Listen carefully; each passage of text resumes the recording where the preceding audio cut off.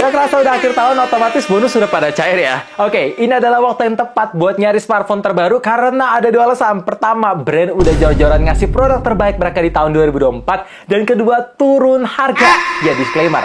Produk-produk yang gue kasih tahu ke kalian ini ngikutin harga terbaru e-commerce. Bahkan kalau misalkan kalian pintar-pintar ikutan flash sale atau punya kupon, bisa lebih murah lagi. Dan FYI, 4 HP yang gue rekomendasiin ini di harga 4 jutaan, pastinya the best of the best yang pernah gue coba. Jadi, kalau misalkan ada kalian yang bertanya, kenapa HP ini nggak masuk? Bisa jadi bukan karena jelek, tapi karena memang kurang berkesan atau memang kurang the best aja dibandingin 4 HP ini. Gue berharap banget dengan adanya video ini kalian bisa terbantu karena gue akan sediain 4 alasannya juga supaya gak bingung. So, welcome back to Up To Date IDN Channel. Nama gue Greg, let's check it out.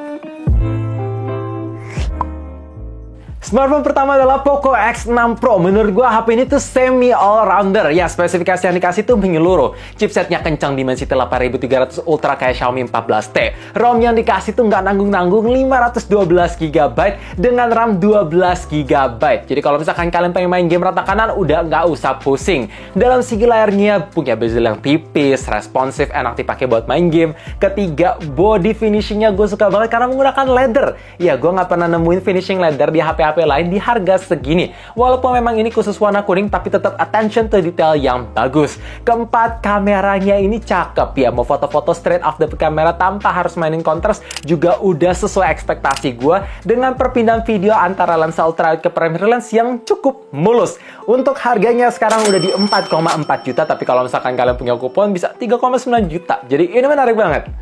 Smartphone kedua adalah Infinix GT20 Pro. Menurut gua ini gaming segmented. Iya, kalau misalkan kalian pengen nyari HP gaming dengan performa kencang, ya jelas HP ini bisa deliver. Ditambah dari segi desain luar, nampaknya aja itu kelihatan rame banget. Warna-warni karena ada lampu LED jadi kelihatan beda. Ketiga, kalau misalkan kalian demen banget nge-push rank seharian penuh tapi takut baterai habis, tenang, HP ini punya fitur bypass charging. Jadi kalau misalkan kalian mau main seharian yang nggak akan ngerusak baterai, itu menarik banget ditawarin sama Infinix. Keempat, dalam segi softwarenya ini clean banget tanpa adanya bloatware, tanpa adanya iklan. Jadi bener-bener pure. Gua suka. Untuk sekarang harganya ya tergantung. Kalau misalkan kalian ambil varian 8/256 itu di 3,3 juta. Tapi kalau misalkan kalian pengen beli yang varian 12/256 GB, harganya sekarang di 3,9 juta. Kalau misalkan pakai promo atau kupon. Tapi kalau misalkan nggak pakai kupon, ya di 4,1 juta. Jadi menurut gue,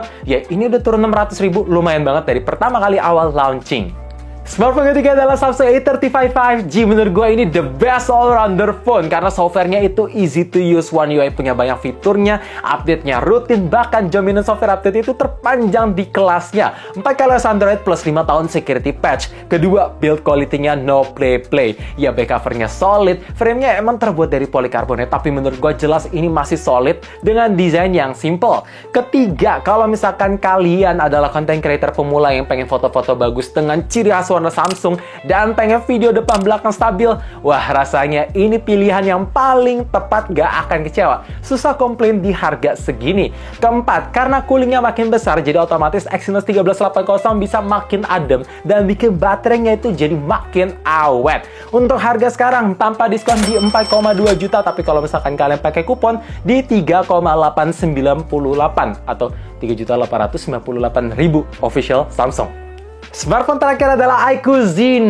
Menurut gua HP ini tuh durability focus ya. Kalau misalkan kalian pengen nyari baterai awet untuk diajak seharian penuh tempur dengan koneksi seluler, data, outdoor, gua jamin baterai 6000 mAh-nya itu awet banget, bisa bertahan seharian penuh. Bahkan kalau misalkan baterainya udah habis, ngecharge-nya pun paling cepet ketimbang 3 HP yang tadi gue sebut karena udah support 80 watt. Brick charger masih di-include pula. Gila, komplit banget. Kedua, performanya itu adem plus stabil. Ya, Snapdragon 7 Gen 3 dengan vapor chamber cooling yang besar itu nggak akan salah. Apalagi Snapdragon pun di HP ini udah sangat optimize dengan game-game yang kebanyakan kita main, jadi lebih enak. Ketiga, kalau misalkan kalian demen foto-foto dengan primary lens tanpa mementingkan lensa ultrawide ataupun lensa gimmick, gue ngerasa iQOO Z9 bisa deliver itu semua. Tanpa diedit, tanpa diapa-apain, hasil fotonya itu cakep baik daylight maupun low light. Keempat, layarnya menggunakan refresh rate 144 Hz yang tajam karena karena support 1.5K AMOLED display. Emang sih 144Hz itu seperti yang gue bilang berkali-kali gimmick karena tampilannya tetap berasa 120Hz. Oke, untuk harganya sekarang tergantung. Kalau misalkan kalian beli yang varian 8 per 128GB ada di 3,3 juta menggunakan kupon. Tapi kalau misalkan kalian pengen beli varian 8 per 256GB ada di 3,8 juta dengan kupon. Tapi kalau misalkan tanpa kupon di 4,1 juta. So guys, itu dia 4 smartphone terbaik di harga 4 jutaan versi up to date IDN di tahun 2024. Gue yakin pilihan apapun yang kalian buat gak akan nyesel karena gue udah coba sendiri dan itu berkesan. Apalagi udah turun harga, makin menarik. Kalau misalkan pengen tahu kurang lebihnya lebih lanjut, bisa lihat di video per reviewnya karena udah gue bahas. Tapi kalau misalkan kalian masih bingung, ya lihat aja kelebihan-kelebihannya. Cocokin sesuai kebutuhan dan preferensi kalian. Gue yakin sih memang harusnya gak akan salah pilih. Tapi kalau misalkan kalian nanya ke gue, Bang, lu akan pilih yang mana di antara 4 smartphone tadi? Jujur, ini pilihan yang berat, tapi gue akan pilih Poco X6 Pro. Gue berharap banget dengan adanya video ini kalian bisa terbantu, dan kalau misalkan terbantu jangan lupa like, share ke teman-teman, sekaligus subscribe. By the way, buat kalian yang udah gunain 4 smartphone dari awal ini, jangan lupa komen di bawah supaya yang lain juga terbantu. And as always, stay safe, stay healthy, stay updated with up to date. Thank you guys. Tungguin yang 5 jutanya.